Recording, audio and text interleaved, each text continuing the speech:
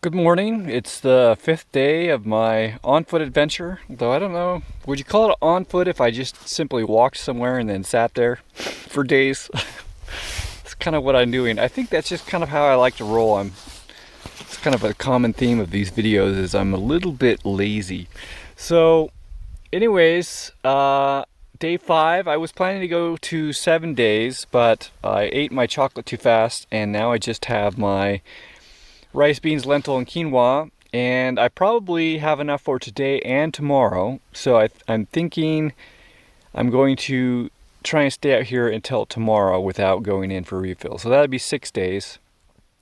I guess, if I slept tomorrow, then that would technically be I made it to the 7th day. So maybe I'll do that. We'll see. And I think I have enough water to, well, maybe not actually. I had to use a little bit of water, so I'll tell you a story. So yesterday, if you watched the video, I ate some kind of crispy, not so healthy, prickly pear cactus fronds, because it's in the middle of winter, so they're not in the best state. And I found as best one I could find, and I cooked it probably too good. And I felt pretty good all day, and then when I went to bed, I started getting chills.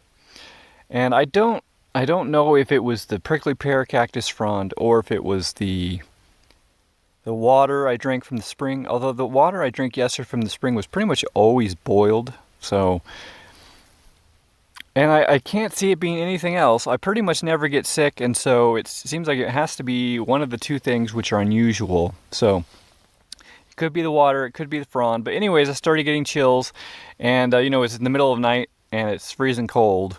And so that's a miserable situation because if your body's not generating enough heat to fill the sleeping bag, then you're going to get even colder because of how cold it is outside. So what I did is I filled you can see, there's my water bottle. I filled it with some water. There's the water. And I put it on the coals, right, that I used to cook, and they were still hot, right? I didn't want to drink cold water. So it actually heated up the water pretty good, and then I put 6 drops of chlorine dioxide in there. And within an hour, the chills were gone, and I was able to go to sleep. And I woke up, and I feel totally fine. Well, almost totally fine. My stomach is doing this little thing, but I don't know. 6 drops, and I only had a little bit of water, so it's a very concentrated dose of chlorine dioxide. If you have a strong dose of it, it will upset your stomach. And when I went to bed after drinking it, my stomach was upset for that hour, right? So, but then my chills went away and I was fine and my stomach was fine and I slept all through the night without any problems. So, anyways, that's the morning update. People keep asking that they seem to be worried about the coyotes. No coyotes visited.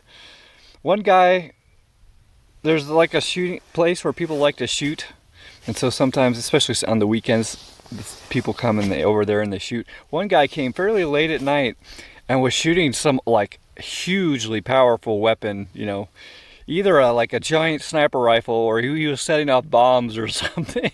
Every time it went off, I was like, whoa, I'm pretty far away, and yet it was kind of like, whoa, every single time. So anyways, I might, after getting my stuff, I might change positions so that I'm a little farther away from potential human interaction and potential human projectiles. So, okay, I don't know what I'm going to do today. All I know is I'm going to sit in the sun and I'm going to eat. And we'll see what else happens. So I just want to update you guys on this cooking method. I just put this pot on here probably about 5, maybe 10 minutes ago, and it's already like almost boiling. So that's quite a bit faster than the titanium stove that I carry around. It does take longer to, of course, create the fire and to create all the coals, so there's advantages to the stove. So I'm trying to think whether I should keep the stove or not. I did order a titanium like cooking grill, like a wire grill, which is only 4 ounces, which really could replace almost all of my cooking stuff. I think I would still keep the pot. But anyways, that's all up in the air at the moment. I am pretty happy with how this is working though. Look at this. It's already starting to, well, I guess it didn't change, but it started to boil over. So anyways, I decided that I am gonna go into the farm today and pick up a bucket of coconut oil and maybe pick up a couple of other things that I would like to have out here with me. And I'm also gonna take some things back in there and leave them there because I don't think I really need them. So the solar oven is nice, but you know, it's winter and the plastic's broken, so it doesn't hold as much heat, and it's not heavy, but it takes up a lot of room in the backpack. So I think I'm just gonna stop using it for now. I'm gonna take this back because, you know, I don't need something. This is like 6 feet long, and I have one that's like maybe a foot long, which I already have out here, which I'm gonna keep using. And then I'm gonna go ahead and not use the tarp, the 10 by 10 tarp, because I just know it's not necessary and it's really just a comfort item. And that means I'm gonna take my carbon fiber staff, which is, I only use it as a structure for that. So anyways, that's what I'm taking back. I'm gonna haul in basically an empty backpack except for this stuff, and then come back with maybe even 2 buckets, maybe 2 buckets of coconut butter, but maybe a bucket of rice and beans, like a giant bucket. Okay, I'm back at camp. You can see Shadow decided to follow me out, but he'll get bored real soon. He'll go back. Show you while I was gone. I was only gone maybe 45 minutes. And this, I just left this on the fire here. Look, it's basically done. It's still boiling, right? The coals, and the fire hasn't, you know, it's probably been a couple of hours since there was actually a fire here, yet the coals are boiling water. Right? It's pretty cool. All right, let's take a look at what I brought back. Okay, let's see what's up here. I got some, let's pull all of this out first, and we'll talk about them. Okay, so since I'm gonna be trying to just eat coconut butter, I brought a multivitamin, which is a vegan multivitamin, so just to augment, though when shit really hits the fan, you know, that's gonna run out. Then I brought, these are 2 supplements that I used to take all the time, but I stopped when I kind of went on the road and didn't have all that much money. So I started taking them again. It's pregnenolone and DHEA. So I take DHEA once a week, right? So this is not something you want to take too much of, especially if you're a guy, you know, you might end up bald, but basically it is going to help your production of testosterone. Progesterone is actually a precursor to almost all of your hormones, and so this works really well for both men and women. And basically cholesterol, which is actually really good for you, your doctors and all those people who are telling you cholesterol is bad are lying to you and trying to kill you. And especially if you're on a statin, which like almost a majority of people who are above the age of 50 are on statins, you are being killed, right? You need cholesterol, and you will die faster than you would otherwise if you take a statin, which reduces your body's ability to make cholesterol, which you desperately need, because it turns into pregnenolone, which you also desperately need. So anyways, pregnenolone is a really safe way to take the precursor to all of the hormones that you need in a way where your body will do what it needs to with them without you having to, like people who just take testosterone, right? Your body may not need testosterone, right? So give your body what it needs to make what it needs, and let it make that decision. So pregnenolone, this is 100 milligrams. This is a really big dose. If I take 100 milligrams, I'm gonna have a wet dream that night, basically guaranteed, right? It's very powerful. So what I do is, this is 100 milligrams. I open it. I open it up. I pour the white stuff into the smaller half of the capsule, and I take that. So that's about a third. So maybe about 33 milligrams. Is what I take. It could turn your life around, seriously. A lot of people, and there's all kinds of reasons, different for every single person, but taking this can fix a lot of problems.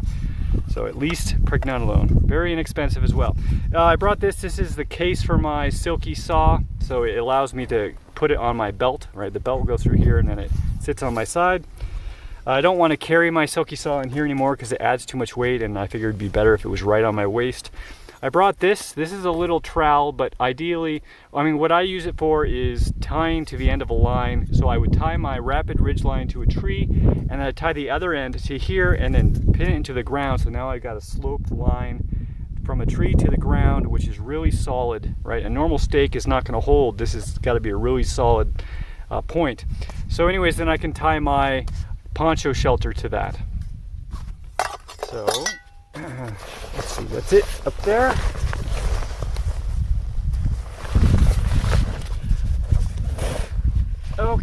Oh, this is gonna be hill.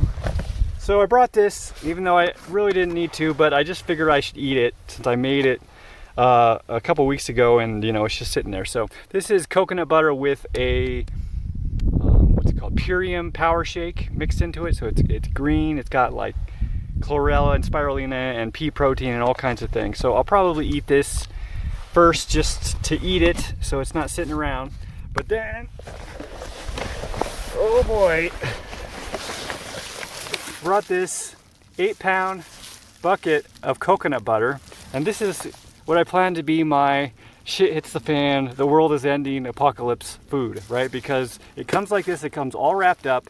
This is 8 pounds, this is about 2 weeks of food, and that's about 1,500 calories a day, you know, so I need to go light on activity.